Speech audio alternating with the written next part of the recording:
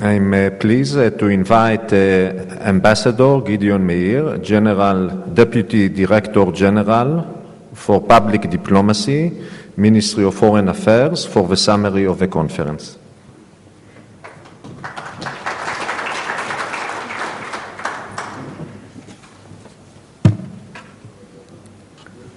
Friends, participants of the fourth Conference for Global Forum for Combating Antisemitism, I would like to thank you for the groundbreaking work you have been doing here in the last 3 days in the course of the working group deliberations and the plenary presentations.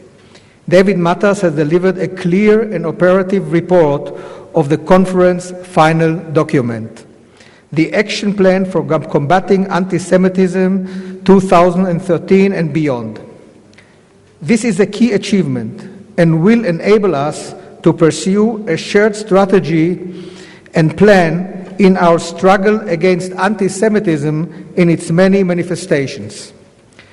As Director General for Public Diplomacy in the Foreign Ministry of Israel, I encounter almost daily many of the issues you have dealt with in the 10 working groups here during the past 2-3 days. It should not be this way, and it is painful that 70 years after the Shoah, anti-Semitism still casts its dark shadow. We feel it here in Israel in the form of renewed attack on our legitimacy, and many Jewish community experience the longest hatred in other forums.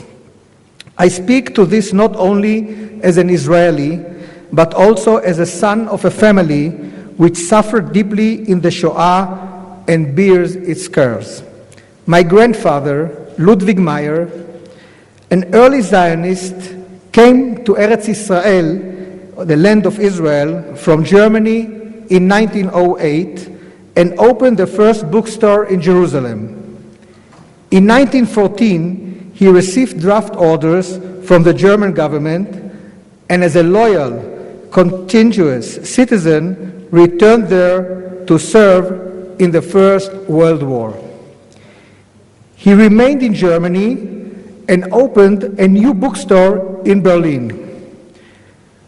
Returning from synagogue on Shabbat, April 1st, 1933, he found a sign plastered on the storefront, Juden nicht kaufen, Jewish don't buy. Continuing on home, there was a sign on the front gate as well, Juden raus. He understood that it was time to return to the land of Israel, to Eretz Israel. His sibling, unfortunately, did not draw the same lesson, and they were deported and murdered. The original bookstore in Jerusalem was reopened. It was a store devoted to many topics: culture, literature, science, and my grandmother stocked it with the books he had stored for safekeeping at the Anglo-Palestine Bank, today Bank Leumi. In addition, my grandparents opened a German-language lending library on the second floor of the store of the benefit of the Yekishe population of Jerusalem, all the Germans who emigrated to Palestine. In 1961, a certain Mr. Trifus, himself a Yeke, came into the store and asked my mother to select for him 6 books from the library. Any 6 books which she thought appropriate. This turned into a weekly practice. Each week, 6 books. And my mother became, of course, quite curious. Finally, she said to Mr. Trifus, who she eventually understood worked for the Israeli police, "You are a busy man. Sie sind ein sehr beschäftigter Mensch. Sie haben keine Zeit, jede Woche 6 Bücher zu lesen. You are a very busy man. You don't have time to read every week 6 books. For whom are these books? To whom are they?" Trifus would not say. He told her it was a state secret. Finally, after several months of this arrangement, Dreyfus told her the books were for Adolf Eichmann, who was being held for trial here in Israel. My mother could not bear the thought of receiving back books handled by Eichmann, and from that moment on asked that they not be returned to the library. But she continued supplying Dreyfus with 6 books weekly for Eichmann's readings. But now she knew what to choose. She sent books on the history of the Jews, books on Judaism, and books on the history of Zionism and the modern state of Israel. In a way, this was her revenge on behalf of the Jewish people, but I believe it speaks as well to our work here. There are many causes of anti-Semitism, but at least one main contributing factor. It is simple ignorance. Ignorance of actuality, knowing Jewish people. Ignorance of the true history of Israel, both ancient and modern. Ignorance of Israel's real position today in a region so filled with pent-up hatred and violence.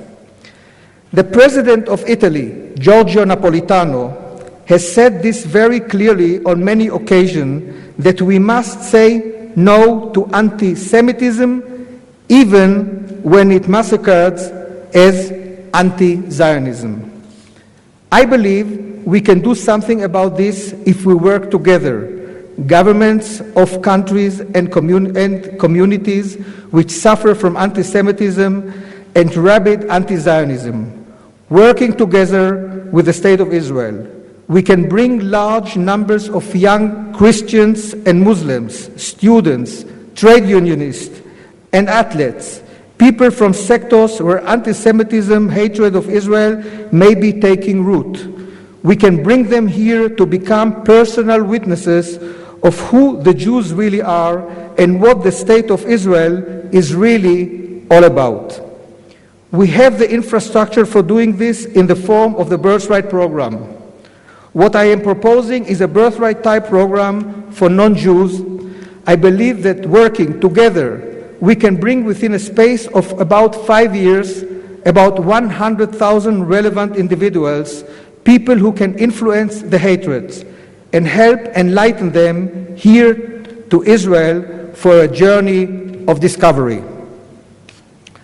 I want to take this opportunity to thank the conference chair, Ambassador Gideon Meir, who pulled the cart of this important vehicle and organized an incredible conference. Thank you, Gideon.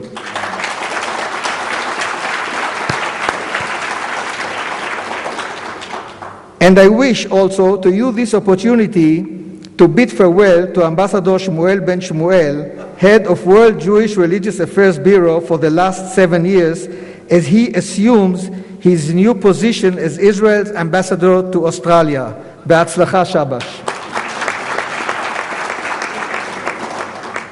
I wish each of you success and strength in your work to defeat anti-Semitism.